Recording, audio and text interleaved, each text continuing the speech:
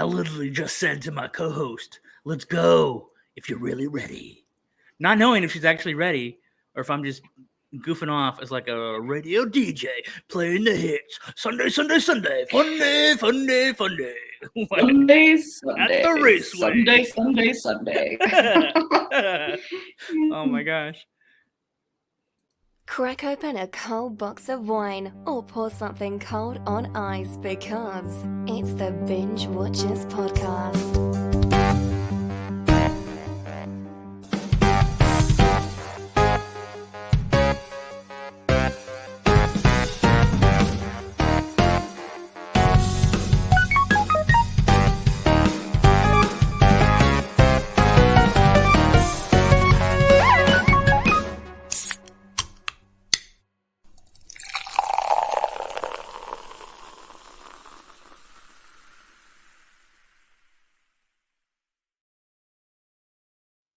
Yeah, crack it open if you got one, folks. You know, it's the weather apparently called for humid weather, sweaty ball crotch weather out here in Boston. Keep your balls fresh, swamp folks. ass. Yeah, get that swamp ass going, swamp ass summer. We're getting prepared for it though. We got our tea tree oil, our lavender, we got our scrubs. We're ready to go. So, Johnny Spoiler at this point is kind of a legend, and he gets invited to legendary parties, and he might be a legendary party guy. Parties like his friend Marty.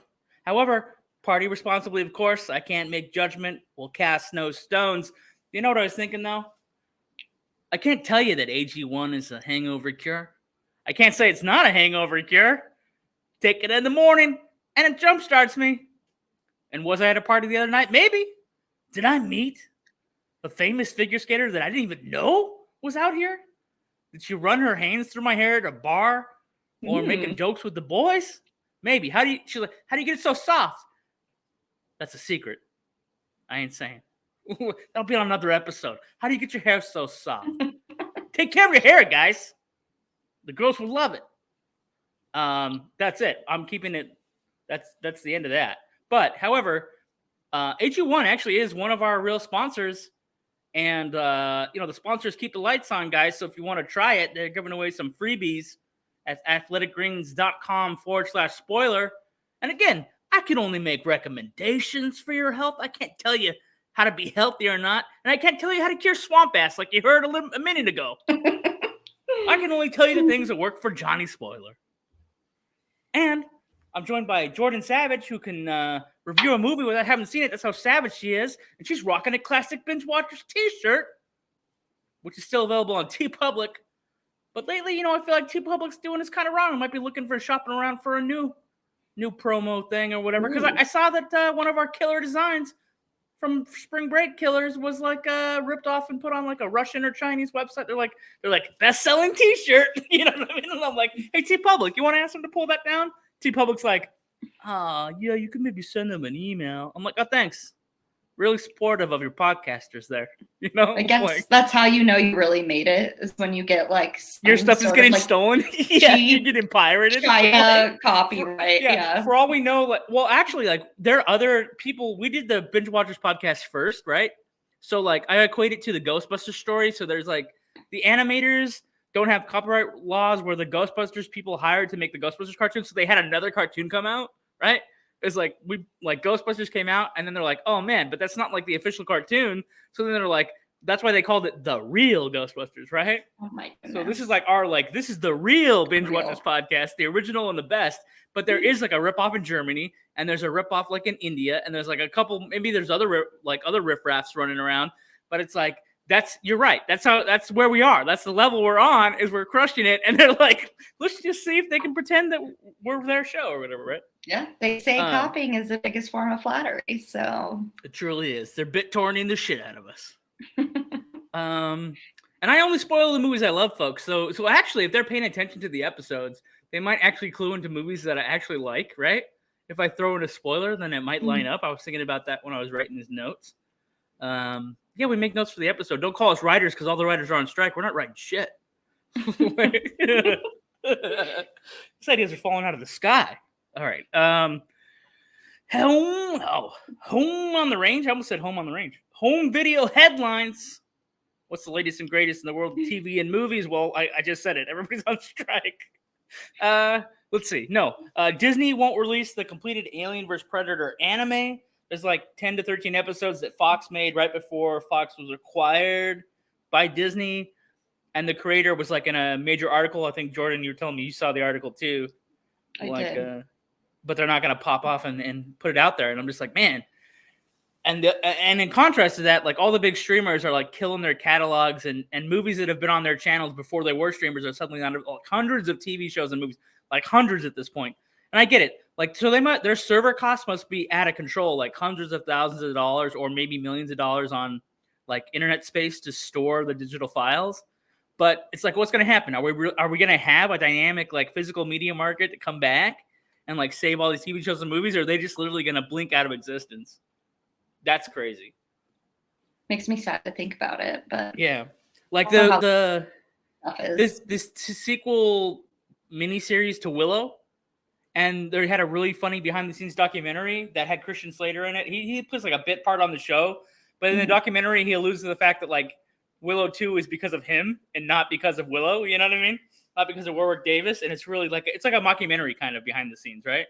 Like it's like all jokes, and like that'll be pulled down off Disney Plus like next week or something. And I'm like, so how do you get it? It's like it's just gone, like it never existed. Anyway, pretty sad. Another sad thing is Jim Brown died. He was a cool dude, man. Jim Brown, like he was the boxer that punched out aliens in Mars Attacks. He goes all the way back, like the classic stuff, like in the 70s, like Knight Rider, A-Team. He was in the football movie as I think one of the coaches in Any Given Sunday with Jamie Foxx when he played a football player. And then he's also in Ice Station Zebra, which we are going to watch that movie at some point on the show. And then he's also in Dirty Dozen. So, I mean, he's got a pretty well-rounded career, and he was a pretty good actor. But more importantly, he's like a real-life NFL Hall of Famer. Like, he was on the Cleveland Browns in the 50s and 60s. He's a running back. He actually won, like, the Rookie of the Year. So, you know, Dang. Unfortunately, he's not with us anymore. But go and look up his classic movies and some of the shows I mentioned. You'll have a good time. And what else is going on? Oh, I previewed the artwork today for the Summer Slash 5. We are like maybe a week away from jumping into our horror movie festival. This is the 5th year out, and we always change the artwork and have some killer stuff come down. And like, so we have an exclusive T-shirt that's like I'm calling the Franchise Killer T-shirt. And then I saw the actual like podcast artwork for the website and the episodes, and it's primo. I don't even know how to say it. Like, I got super excited. Like, I almost spoiled it by dropping it without a watermark, like all over the internet. I was like, oh, no, I can't do that. Can't do that. I'm getting talked about getting ripped off. Yeah. Gotta be careful, even though we're excited for these horror movies around the corner. Swamp ass Summer Slash, unofficially. Hey, you know what? And the design is kind of a little bit swampy, kind of little monsters, kind of mutated, kind of fleshy. So it fits right into that tight pocket. Jordan can't handle it. I'm getting super hyped for this. This is gonna be great. It's a totally different vibes recording on a Sunday afternoon to a Monday night. Like, woo, yeah. What else is going on? Oh, we have arrived at tonight's movie, which includes Savage Stats. Real quick, Redline is an anime about a daredevil named JP. He wants to compete in the most popular and most dangerous race in the galaxy called Redline, and it only recurs every 5 years. In order to get into it, he's got to like overcome a few obstacles. The mafia that rig all his races, the government that doesn't want the race on their planet because they're robots, and I'm like, get away, people. And then even love. He's in love with another racer, and he's like, if I win, she loses. We're never gonna date and have babies. If she wins and I lose, I'm a pathetic loser. And she only dates winners, man. He's definitely he's kind of like a hopeless romantic, which I loved that. Yeah, I mean, it's kind of cool that they have background too. Like there's a few flashbacks. Like, so he's known the female racer whose name is like Sochi, I think, but her nickname on the course, of course, it's a little sexist. They call her Cherry Boy Hunter. Cherry Boy like Hunter. Jordan just rolled her eyes, knows what it feels like. I liked her a lot. Yeah, she's real cool. Real cool. We get into the savage stats. Let's get into this savage. All right, stats. I got a couple here for you guys. That'll make it'll sound even cooler when we're doing the horror movie episodes. Savage stats. Savage stats. So Redline was released several years later than originally planned. Its development took 7 years and used 100,000 handmade drawings, which, excuse my pronunciation on this, Malguan notes is more than usual as it's Kyoki's directorial debut. So this was his Kyoki's I didn't know it was hand drawn, dude. I thought it was like all computer animated. Which is, I mean, it's insanely beautiful to look at. Yeah. And the animation itself, while I was reading some of these, statistics and just looking up on the internet, kind of mentioned a couple different animes that I put down on my list just due to like the artwork itself. So it's really, really cool to watch. Distribution in North America is handled by Manga Entertainment. This was the last new product release through the American division of Manga before they ceased distributing to new titles to the United States. So that I found interesting. Do you know if Paramore, the other movie, is the same people, or if Dead Leaves the anime is the same people? I should look. Or like if there's any other animes by the same studio or something? Because Madhouse was touched on as one of the distributors of this, I think. And they're a big anime like distribution company. Put out like classics like Ninja Scroll. IMDb.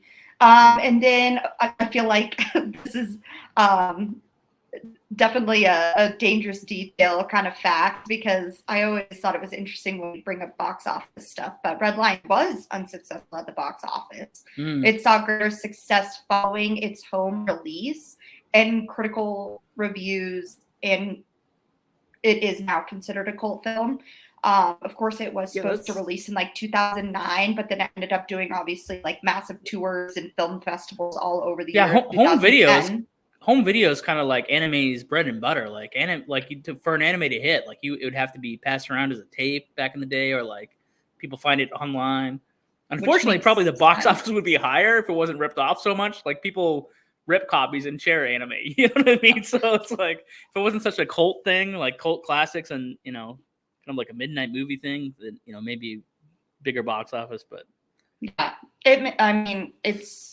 I can understand why it's considered a cult film. But then finally, when it went to Japan, I could see how that home release was making it pop off. But there you are, savage stats.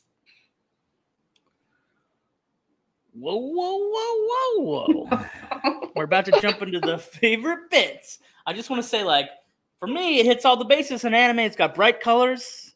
It's got interesting, motivated characters. It's funny, like, unusually good characters in anime that, like, have something to say, have opinions, and they want something, and they're actually drawn better than a lot of characters in live-action movies. Like, usually in live-action movies, half the characters, I think that's what it is, because even the bit characters in anime have something that they want, just like the protagonist. Whereas in real movies, it's like, here's the 3-4 people you care about. Everybody else is just cannon fodder, and the animation is sick. So what are you going to do? Bright colors, good characters, sick anime, Can probably tell where I'm going with with the ratings, but we'll get there. Favorite bits, Jordan, what do you got? Start off, I would say one of my favorite bits was like the driver card. I don't know if that's like the correct term to describe it, but it's when they were featuring like all of the drivers that would be participating in Redline, and kind of gave them that like 5-second preview of like what their personality was. I thought that was really cool. Of course, I loved the like royal twins, Boy and Boss.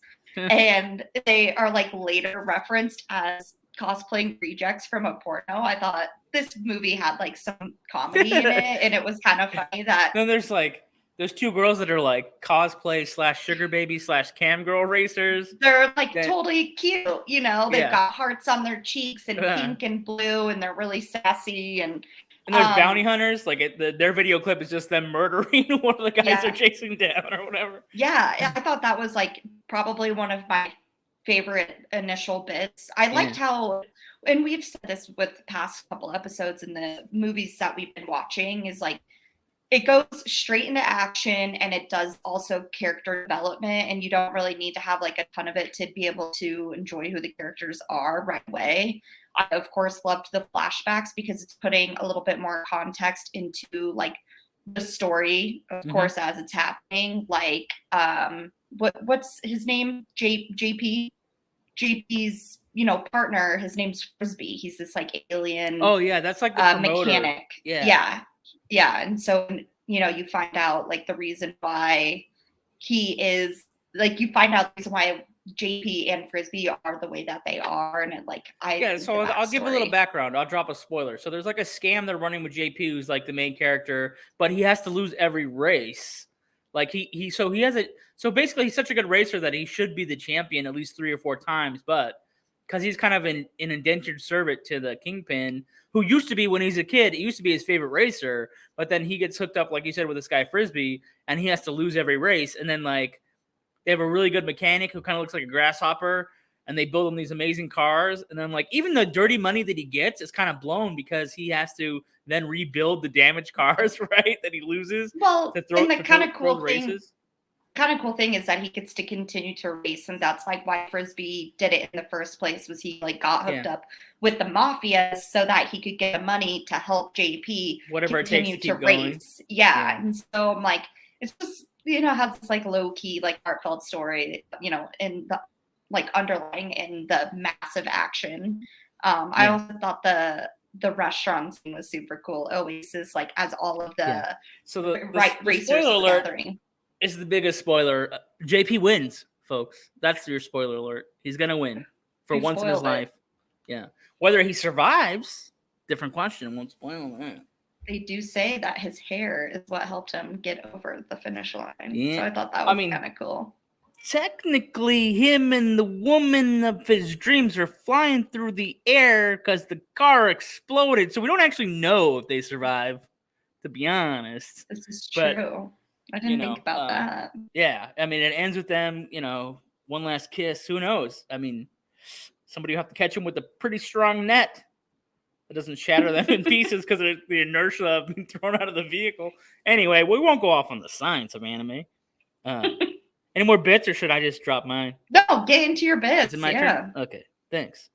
There's an alien that sells cigarettes, but it's implied that she might produce the cigarettes inside of her body, right? Because her head's like smoking and oozing, and she has to go inside her little cubby in the darkness and produce the cigarettes. And then she gives them a pack that looks like crumpled, like maybe she's recycling the containers. So I thought for a second, like maybe they are really trying to imply that like her body produces the cigarettes that she sells in her little kiosk or whatever, right?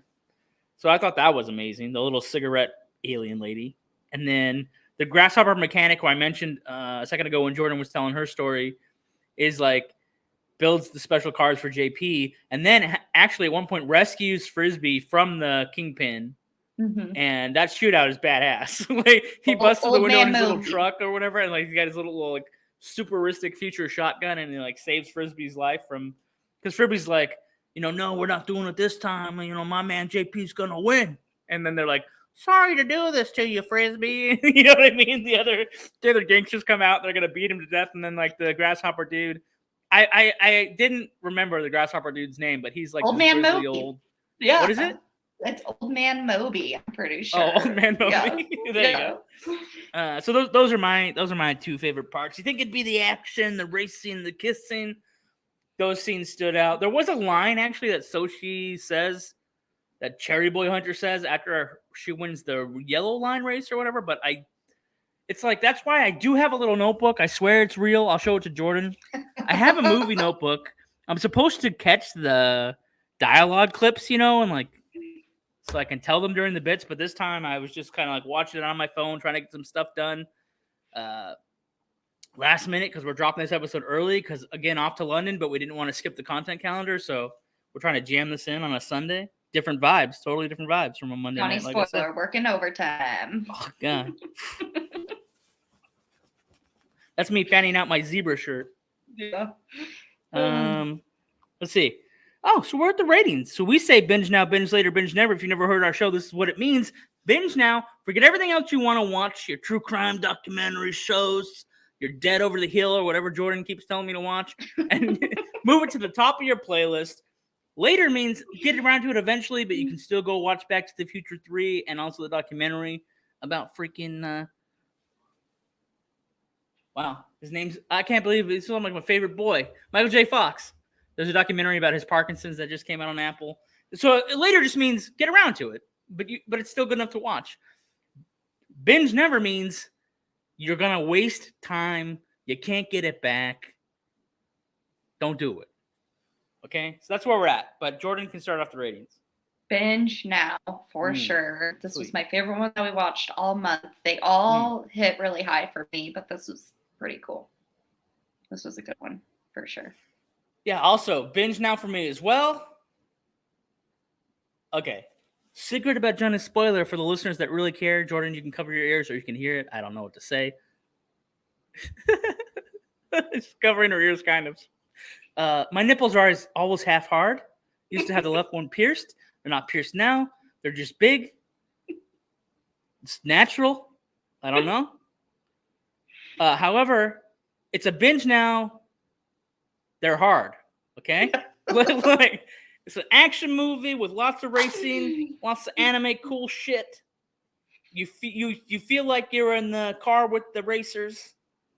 You feel for this JP guy. It's like a Star Wars level character, you know? Like the Luke Skywalkers of the racers.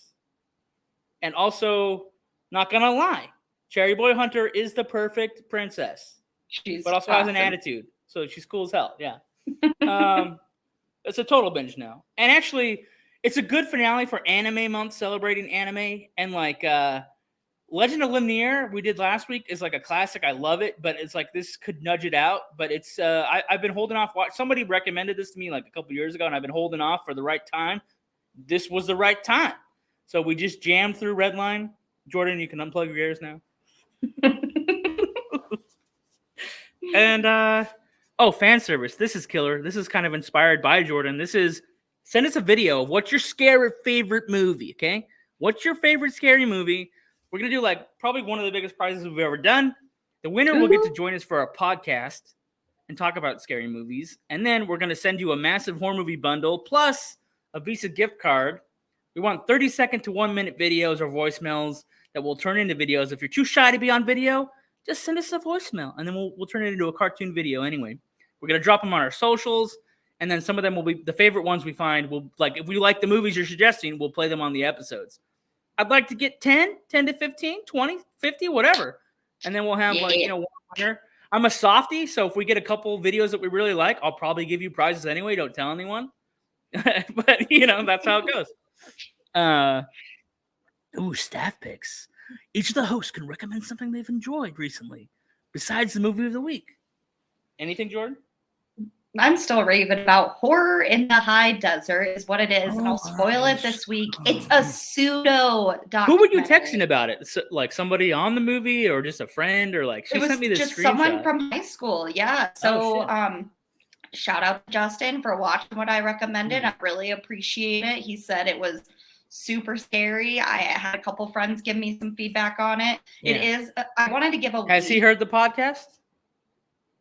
I don't know. I guess I gotta ask. Yeah. But it is a pseudo documentary. So it's just like Blair Witch Project, which we've also talked about the last couple of weeks, or anything like Paranormal Activity. So those kind of things are up your alley. This had me literally shaken for like 30 minutes. So what is it called? Haunted Rocks? Horror in the High Desert. Horror in the High Desert as opposed to Scary Stuff on the Low Desert. That's the sequel. There you go. Yeah. And now I'm just like teasing it because I haven't watched it yet. And I'm just like poking fun. But just watch it. It was scary. So, yeah. What about you? Did you watch anything that was good?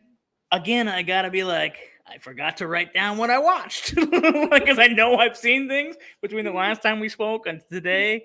But, you know. And then somebody's like, oh, when you're in London or whatever, are you going to like, because you're getting ready for the trip, are you going to like do the tour stuff, go to the palace? I'm like, no, I'm not going to go to the palace. I don't care about the royal family's guards and the weird hats standing outside of their house where they live. I'm not there to be a tourist. I'm gonna go to some pubs. I'm gonna meet some cool people. You know what I mean? I'm not gonna I mean, tourist. I'm gonna try not to get arrested and end up in a London jail. Yeah, don't do that. That could ruin the show forever. No, I'm not gonna take it that far. I'm just trying to paint a picture of like, no, I'm gonna relax and go to the Spotify thing that they are bringing me up for, and like, and I've never been there. How can I can't totally predict what I'm gonna do on there. Right. The jail thing's a joke, folks. Disclaimer: jokes. Okay. Like Frank won't be able to bail you out this time across seas. So sorry. Oh, yes, he's not a. What do they call the attorneys there? What do they have a different name for him? It's not advocates. It's like they have some special name for attorneys there. I forgot. It's like a different word. And they wear wigs. Man, interesting. Yeah, but I could see that. Like, yeah, he doesn't have the papers to be a legal rep in England. He's only registered in Colorado or whatever. Only licensed here in the United States to practice only licensed law for U.S. law. And I mean, it's not that far fetched because cats can inherit stuff from their dead owners. Like if there's like a millionaire who has a cat and they die, the cat gets the house, the cars, the money, just to have a good cat life for the rest of the cat life. So, like, I could see, like, how far-fetched is it to send in a cat to law school? You know what I mean? Like, oh, the cat's a lawyer now. Legit. Dang. I could see it happening. If he's got enough money, why not? So Yeah. Raise your right paw. Whatever. Dang. It's time to wrap it up. My notes say wrap it up and preview what's coming next. What is coming next? We kind of teased it earlier. We're going to, strap in, start screaming now. Keep telling yourself it's only a podcast. That's an old horror movie thing. Like, just keep telling yourself it's only a movie. I think it was Last House on the Left that did that. Like, on the posters and the previews. Like, just keep telling yourself it's only a movie. Just keep telling yourself it's only a podcast. Oh, it's super scary. And, so Summer/5 is here. This is our 5th year out with a horror movie festival. It's a horror movie marathon that takes over our regular podcast. So the intro is different. We go in depth on the movies, deeper than we usually go with these movies. Like we tell you our favorite things on here. No, this is killer. It's like critical study of these movies. And that starts pretty much like next. So the hashtag to follow is #Summer/ Year 5. Horror movie number 5. And we got, again, the best artwork I've ever seen. Stoked. So stickers, excited. glow-in-the-dark stickers. We're going to maybe produce a lamp, collector's lamp. I'm talking to an NFT company next week. Well, actually, probably after London, so maybe 2 weeks. But we'll figure this out. Good stuff, guys. Good, big stuff coming up. Lots of stuff coming down the pipe. That's exciting. Oh, yeah. I want to see this lamp.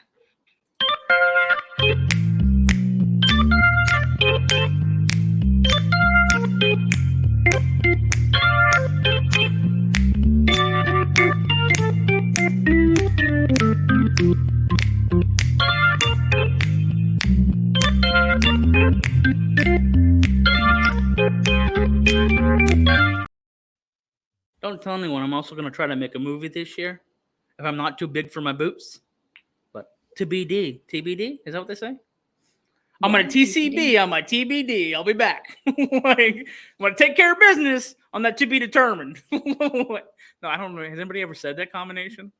I don't know, but I love TCB. I TCB all the time. So I could say, like, for fear of missing out, I'm going to take care of business on my to be determined. So FOMO, TCB, TBD. Nice.